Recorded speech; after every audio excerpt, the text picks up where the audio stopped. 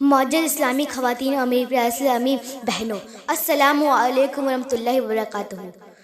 الحمدللہ رب العالمین والصلاۃ والسلام علی سید المرسلین وآلہ واصحابہ اجمعین، اما بعد فاعوذ باللہ من الشیطان الرجیم، بسم اللہ الرحمن الرحیم۔ قد جاءکم من اللہ نور کتاب مبین، صدق اللہ مولانا العظیم وصدق رسولہ النبی الکریم ونحن علی ذلک لمن الشاہدین والشاکرین والحمدللہ رب العالمین۔ صبح طیبہ میں ہوئی بٹتا ہے بالا نور کا، صبح طیبہ میں ہوئی بٹتا ہے بالا نور کا، صدقہ لینے نور کا آیا ہے تارا نور کا۔ میں غدا تو بادشاہ بھر دے پیالہ نور کا، میں غدا تو بادشاہ بھر دے پیالہ نور کا، نور دن دنا تیرا ڈال صدقہ نور کا۔ تو ہے سایہ نور کا ہر آزو ٹکڑا نور کا، تو ہے سایہ نور کا ہر آزو ٹکڑا نور کا، سایہ کا سایہ نہ ہوتا ہے نہ سایہ نور کا۔ تیری نسل پاک میں ہے بچہ بچہ نور کا، تیری نسل پاک میں ہے بچہ بچہ نور کا، تو ہے عین نور تیرا سب گھرانہ نور کا۔ سب سے پہلے گنبد خضرا میں آرام فرمانے والے آقا و مولا حضور تاجدار مدینہ صلی اللہ علیہ وسلم کی بارگاہ بےکش پناہ میں صلاۃ والسلام کا نذرانہ عقیدت پیش کیا جائے۔ بڑے بلند آواز سے اللہم صلی علی سیدنا مولانا محمد وبارک صلی اللہ وسلم دائمہ علیہ صلی اللہ علیہ وسلم۔ میری پیاری ماؤں بہنوں، اللہ تعالیٰ بڑا کریم ہے، بہت مہربان ہے۔ اس کا احسان ساری مخلوق پر ہے، لیکن اس پر کسی کا احسان نہیں۔ اس کی ذات کی حقیقت کو سمجھنے سے تمام جہاں کی عقل و عاجز ہے۔ سارے عالم کا تنہا مستقل شہنشائی ہے۔ دنیا میں اس نے ہزاروں کو بادشاہت عطا فرمائی، لیکن اس کی شہنشائی میں کوئی فرق نہیں پڑا۔ جو اس کی بارگاہ میں آہوزاری کرے، گر گرائے، اس کے لیے ستار و غفار ہے، اور جو اس کے سامنے اکڑے زور دکھائے اس کے حق میں قہار و جبار ہے۔ ہم سب لوگ معدوم اور نست ہیں، اس نے ہمیں وجود بخشا، پھر اگر چاہتا تو ہم سب نست ہی جاتے ہیں، لیکن اس نے مہربانی فرمائی اور ہمیں ہست کیا۔ پھر اگر چاہتا تو ہم کتے، بلی، بندر یا گدھے کی شکل میں بن کر پیدا ہوتے ہیں، لیکن اس کا احسان ہے کہ ہم انسانی شکل میں پیدا ہوئے ہیں۔ پھر اگر چاہتا تو ہم گونگے بہرے اندھے بن کر پیدا ہوتے ہیں، لیکن اس کا کرم ہے کہ ہماری زبان کو گویائی، آنکھ کو سنائی اور کان کو بینائی عطا فرمائی۔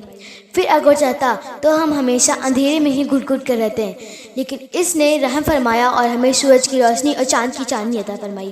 پھر اگر چاہتا تو ہم دانہ پانی کے بغیر تڑپ کرتے ہیں، لیکن اس نے فضل فرمایا اور ہمارے کھانے کے لیے طرح طرح کے میوے اور غلے پیدا فرمائے اور پیاس بچانے کے لیے آسمان سے پانی برسائیں، نیزے زمین سے چشمے جاری کیے۔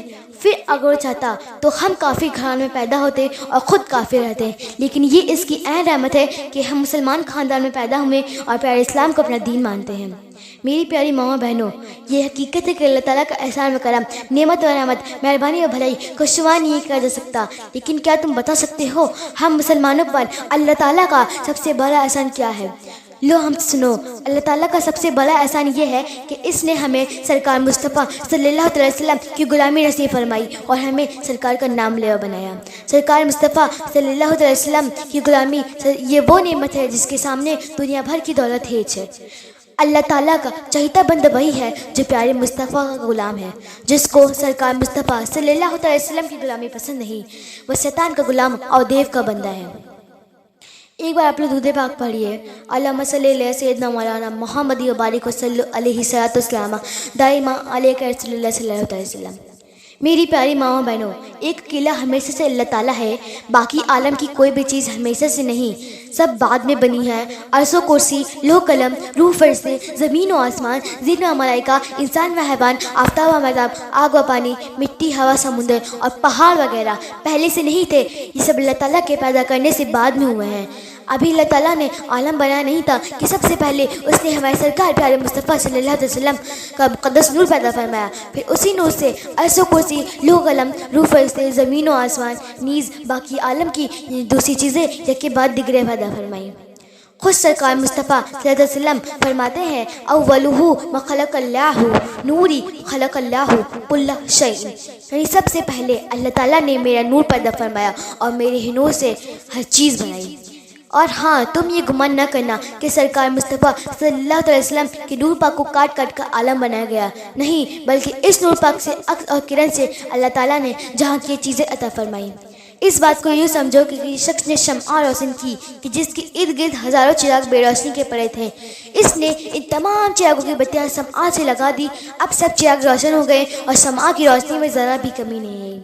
تو جس طرح ایک شمع سے ہزاروں چراغ روشن ہوئے، یوں ہی اللہ تعالیٰ نے عالم بنانے سے پہلے حضور اقدس صلی اللہ علیہ وسلم کا مقدس نور پیدا فرمایا، پھر اسی نور کی ساعت سے عالم کی ہر چیز بنائی. میری پیاری ماں بہنوں، نور محمد صلی اللہ علیہ وسلم کا ظہور ہماری دنیا میں اگرچہ تمام انبیاء کرام کے بعد ہوا ہے، لیکن اس کا وجود سارے جہاں سے پہلے ہے. چنانچہ یہی وہ نور محمد صلی اللہ علیہ وسلم ہے جو اس دنیا میں تشریف لانے سے کروڑوں سال پہلے عالم غیب میں ایک روشن تاریخ کی شکل میں جگمگاتا رہا. حضرت ابو ہریرہ صحابی رضی اللہ عنہ بیان کرتے ہیں کہ ایک دن حضرت جبرائیل علیہ السلام سرکار مصطفیٰ صلی اللہ علیہ وسلم کی بارگاہ میں حاضر تھے. حضور اقدس صلی اللہ علیہ وسلم نے حضرت جبرائیل سے عرض کیا، حضرت جبرائیل سے فرمایا، اے جبرائیل بتاؤ تمہاری عمر کتنے برس ہے؟ جبرائیل نے عرض کیا، یا رسول اللہ مجھے اپنی عمر تو معلوم نہیں، مگر چوتھی نظام میں ایک تارا تھا جو 70,000 برس کی مدت میں صرف ایک بار چمکا کرتا تھا. میں نے اس تارے کو 72,000 مرتبہ چمکتے دیکھا ہے.